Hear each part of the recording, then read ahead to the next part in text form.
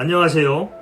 2023년 9월 15일 금요일 이충재 인사이트 따라잡기 시작합니다. 오늘은 금요일이라서 칼럼으로 소개하겠습니다. 이충재 인사이트 따라잡기에서 오늘 읽어드릴 칼럼의 제목은 윤 대통령 도대체 누구와 싸우는 건가입니다. 평생을 특수통 검사로서 범죄와 싸워온 윤석열 대통령이 되어서도 습관처럼 누군가와 늘 싸우려 하는 것 같습니다. 그래서 이번 국무위원들에게도 여당 의원들에게도 잘 싸우라고 지시하고 이번 개각에서도 전투력 강한 싸움꾼들이 선발되었다는 게 여론의 평가인데 이충재 기자님은 윤석열 대통령이 누구와 싸워야 하는지를 칼럼을 통해 이야기하고 싶었던 것 같습니다. 그럼 그 싸움의 대상이 누구인지 여러분 궁금하시죠? 그럼 지금부터 오늘의 칼럼을 읽어보도록 하겠습니다. 칼럼 윤 대통령 도대체 누구와 싸우는 건가? 윤 대통령은 웬만해선 사람을 자주 바꾸지 않는 것으로 알려져 있다. 한 번 쓴 사람은 믿고 맡긴다는 게 인사 철학이라고 한다. 하지만 꼭 그렇지 않다는 게 요즘 인사에서 드러난다. 자신의 마음에 드는 사람에게만 적용되는 원칙이거나 사람을 쓰려 해도 인재풀이 협소해서라는 게 더 사실에 근접해 보인다. 윤 대통령은 취임 후 2차례 개각을 했다. 지난 6월 개각에선 극우 성향 인사 김영호 통일부 장관을 기용했고 13일 단행된 개각에선 싸움꾼들을 발탁했다. 자신의 성에 차지 않는 장관은 가차없이 자르고 전투력이 높은 인물들로 갈아치운 게 공통된 특징이다. 대통령실은 부인하지만 이종섭 국방부 장관 교체는 해병대 수사 외압 의혹을 빼고는 설명이 되지 않는다. 의혹이 번졌을 때 흐리멍텅하게 대처해 대통령에게까지 불똥을 튀게 한 응징인 셈이다. 2차 개각에서 중용된 인사들 면면을 보면 투쟁력 하나만큼은 누구에게도 뒤지지 않는다. 신원식 국방장관 후보는 태극기 집회에서 문재인 모가지, 노무현 악마라고 했고 유인촌 문체부 장관 후보는 과거에 EXX 욕설로 찍지마 빌런이라는 별명이 따라다닌다. 김행 여성가족부 장관 후보는 방송에서 상대방 패널이 고개를 저을 정도의 거친 언사로 진보 진영에서 유명세를 탔다. 바로 이런 태도가 윤 대통령의 마음을 사로잡는 요인이었을 것이다. 윤 대통령이 2차례 개각을 통해 고른 사람들은 하나같이 캠프 바깥에서 수혈해온 인사들이다. 대선 캠프 때부터 윤 대통령을 도왔던 사람들은 점차 밀려나고 그 자리를 이들이 차지했다. 이 가운데는 이명박 정부 관료 출신도 박근혜 정부 때 인물도 있다. 심지어 유승민 전 의원 계파도 있다. 파벌을 가리지 않는 탕평책이라면 긍정적으로 볼 여지도 있겠지만 발탁의 기준이 싸움 잘하는 용병들이라는 데 심각성이 있다. 가뜩이나 윤 대통령의 싸우라는 말 한마디에 내각은 전사들의 집단으로 전락했다. 정책을 만들고 민생을 챙기는 게 중요한 업무가 아니라 국회에서 야당과 가열차게 싸우는 게 본업이 됐다.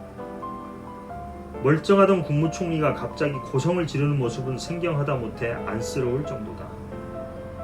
판사 출신인 여당 대표는 사형과 1급 살인이란 험한 말을 입에 달고 산다. 토론과 협의의 장소인 국회를 난장판으로 만든 장본인이 윤 대통령이다. 윤 대통령은 취임 후 누군가와 늘 싸워왔다. 처음에는 전 정부와 야당을 겨누더니 노조, 시민단체로 전선을 넓히고 이제는 무차별적으로 대립각을 키우고 있다.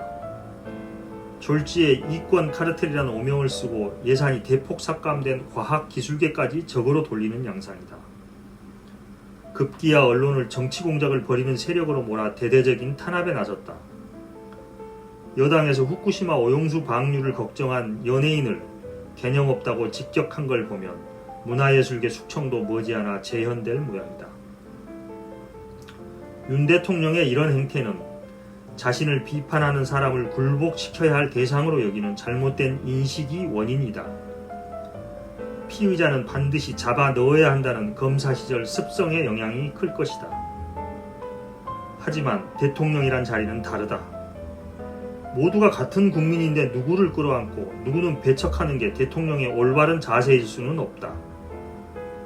손자병법의 저자 손문은 가장 상위의 싸움은 싸우지 않고 이기는 싸움이다라고 했다. 윤 대통령이 정작 싸워야 할 상대는 도처에 있다. 물가와 수출, 투자 등 갈수록 악화되는 경제와 싸워야 하고 한반도를 둘러싼 격변하는 정세와 맞서야 한다. 저출산과 고령화 등 암울한 미래에도 대응해야 한다. 그러려면 공동체를 분열시키고 갈라칠 게 아니라 힘을 모으고 하나로 묶어야 한다. 내 편만 보고 국정을 펴는 대통령을 우리의 대통령으로 여길 국민은 많지 않을 것이다. 여러분 어떻게 들으셨습니까? 오늘의 칼럼에서 윤 대통령이 정작 싸워야 하는 상대는 지금 대립각을 세우고 싸우고 있는 문재인 전 정부도 아니고 야당과 언론도 아니고 노조나 시민단체도 더더욱 아니며 과학기술계나 문화예술계가 아니라 오르는 물가와 감소되는 수출, 악화되는 경제이고 한반도를 둘러싸고 격변하는 정세이며 저출생과 고령화 등 암울한 미래라는 것이지요. 진짜 싸움에서 이기려면 국민을 분열시키고 갈라치기를 할 것이 아니라 우리 공동체의 힘을 하나로 모으는 노력이 필요하다는 것입니다. 그러면 다른 언론들은 이 주제를 어떻게 다루고 있을까요? 먼저 9월 15일자 한겨레 신문 이봉현 논설위원의 아침 햇발에서 나라는 어떻게 거덜이 나는가 라는 제목으로 윤석열 정부의 실정을 조목조목 지적하고 있습니다. 윤 대통령이 지난달 말 국민의힘 의원 연찬회에 참석하여 나라가 정말 거덜나기 일보 직전이었다며 우리가 지난 대선 때 힘을 합쳐서 국정 운영권을 가져오지 않았더라면 이 나라가 어떻게 됐겠나 하는 정말 아찔한 생각이 많이 듭니다라고 말한 이 거덜난다라는 용어가 요즘 이런저런 자리에 많이 들려온다고 합니다. 경제적으로든 정치적으로든 사회적으로든 나라가 앞으로 쭉 나아가고 있다는 믿음이 있었는데 요즘 하는 것들을 보면 나라가 이 어려운 상황을 과연 잘 헤쳐나갈 수 있을까라는 회의감이 들어 거덜날 수도 있겠다는 걱정이 있고 정치학자 박상우는 총만 안 들었지 내전에 가까운 저기가 우리 사회를 뒤덮고 있다는 말로 우리 사회가 사회적 갈등과 분열이 격화되고 있음을 지적하고 있습니다. 이상돈 전 국회의원은 거대 양당의 상대를 척결 대상화하는 혐오의 정치가 1930년대 독일에서 공산당과 나치당이란 극단적인 세력이 다투던 혼란의 광경을 떠올리게 한다고 걱정하기도 합니다. 당선 직후 윤 대통령이 다짐한 야당과의 협치는 빈말이었고 생각이 다른 쪽을 공산 전체주의로 낙인 찍으며 국무위원들에게 싸우라고 주문하며 입이 거칠기로 정평이 난 유인촌, 신원식, 김행 같은 이를 장관 자리에 지명했습니다. 지금까지는 정치가 죽을 써도 경제는 꾸준히 나아갔는데 이제는 그렇지 않다고 합니다. 올해 성장률 전망은 1.4%로 저성장이고 내년도 1%대 성장에 그칠 것이라는 전망이라고 합니다. 한국 경제의 최대 장점인 역동성이 사라지고 있고 여기에 더해 세계 최저의 출산율, 고령화 등으로 한국 경제가 일본의 30년 불황 경로를 따라가고 있다고 하는데 이대로 가다가는 정말 나라가 거덜날까 걱정된다고 합니다. 다음으로 오마이뉴스 9월 16일자 연재기사 임기 동안 전쟁이나 나질 않길 60대가 내린 슬픈 결론이란 제목의 기사를 보면 세대별 민심을 취재하는 연재기사에서 60대가 느끼는 민심을 소재로 쓴 기사가 있었습니다. 60대 초반의 친구들이 윤 대통령 임기 초반에 터졌던 김건희 여사의 논문 표절 사건, 도이치모터스 주가 조작 사건, 장모 문제 등이 나왔을 때 윤 정부에 대한 평가는 5년 금방 간다. 이 정도는 참아줄 수 있다. 그냥 포기하고 있다가 임기 끝나면 바로 잡으면 된다라는 반응이었습니다. 시간이 흘러 윤 대통령 임기가 시작되고 16개월이 되었다. 그 사이에 이태원 참사, 오송 참사의 무능한 대처, 국민 여론과 동떨어진 후쿠시마 오염수 방류에 대한 대응, 잼버리 사태로 인한 국격 실추에 이어 뜬금없는 홍범도 장군 흉상 이전, 해병대 사망 사건 수사 외압 사건, 남북 간 갈등으로 인한 전쟁 위협, 각자 도생 사회의 묻지마 범죄, 비판하면 반국가 세력으로 몰아붙이는 언론 옥죄기 등의 사건과 접하면서 이 정부는 불시에 일어날 재난과 안전사고에서 국민을 지킬 능력이 없는 무능한 정권이며 보수적인 성향의 친구도 현 정권은 보수 정권이 아니라 보수 정권을 표방한 사이비 정권이라고 평가했을 정도이다. 그렇게 60대 친구들과 내린 슬픈 결론은 임기 동안 전쟁이나 터지지 말라고 기도하자였다고 합니다.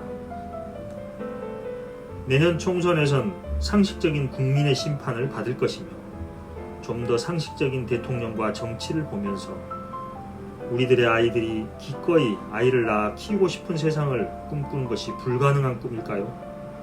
라며 칼럼을 마무리합니다. 다음 기사는 경향신문 9월 15일자 에디터의 창에서 구국의 지도자와 엄석대라는 제목으로 과잉 충성과 아부 경쟁으로 치닫고 있는 정부 여당을 비판하고 있습니다. 쌍팔년도 개그 중에 1956년 자유당 시절 이승만 대통령이 낚시를 하던 중 방귀를 뀌자 옆에 있던 경기도지사 이콩이 각하 시원하시겠습니다라고 아부성 발언을 하여 나중에 내무부 장관까지 승진했다는 아부 발언의 대명사를 풍자하던 말이 있는데 2023년 현재 윤석열 정부에서 리메이크되고 있다고 하는 웃지 못할 일화를 소개하고 있습니다. 지난달 29일 청와대 영빈관에서 열린 민주평화통일자문회의 간부위원과의 통일대화 자리에서 국민의힘 삼선 의원이며 경북도지사 출신인 김관용 평통수석부의장은 윤석열 대통령을 소개하면서 시커먼 먹구름 위에는 언제나 빛나는 태양이 있다. 그 먹구름을 걷어내고 혼란 속에서 나라를 지켜내신 구국의 지도자, 우리의 윤석열 대통령이라고 소개했다고 합니다. 2023년도판 각하 시원하시겠습니다와 다를 바가 없다. 북한에서 김정은 국무위원장을 소개하는 민족의 태양 위대한 지도자 수준과 별다를 바 없는 수준이다. 12년 전 한 종편 방송에서 박근혜 당시 대선 후보를 박 대표를 보면 빛이 난다. 형광등 100개를 켜놓은 듯한 아우라라고 찬미했던 것에 기시감이 든다. 요즘 용산의 분위기가 이런 거 아닌가 하는 걱정이 듭니다. 지난달 28일 국민의힘 의원 연찬회에서 김병준 전 비대위원장은 국민의힘이 윤심만 따라가니까 대통령을 두고 엄석대다 아니다 이야기가 나온다고 지적했다고 합니다. 이문열의 소설 우리들의 일그러운 영웅의 급장 엄석대가 독재자가 될 수 있었던 것은 보복이 두려워 무조건 복종한 반 아이들이 있었기 때문입니다. 또한 2200년 전 진나라를 파멸시킨 환관 조고의 기록 위마를 기억하라는 교훈으로 정부 여당을 지적하고 있습니다. 오늘은 이렇게 세계 언론사에 관련 있는 기사를 살펴봄으로써 윤석열 정부의 현재 상황을 좀 더 상세하게 알아보았습니다. 야당 대표의 단식이 18일째를 지나고 있습니다. 단식이 2주일이 넘으면 당사자의 목숨이 위태로워질 수 있다고 합니다. 이 대표는 단식을 시작하며 국민 삶이 무너지는데도 할 수 있는 게 아무것도 없었다고 했습니다. 그러나 윤 대통령이 이 상황을 무겁게 인식하고 있는지는 알 수 없습니다. 정부 여당의 노력으로 하루빨리 이재명 대표의 단식이 중단되었다는 소식을 기대합니다. 그러면 오늘 여기까지 하고 마치겠습니다. 오늘 읽어본 유튜브 영상이 도움이 되셨다면 구독과 좋아요, 알림 설정 부탁드립니다. 오늘 또 함께 해주셔서 감사합니다. 안녕.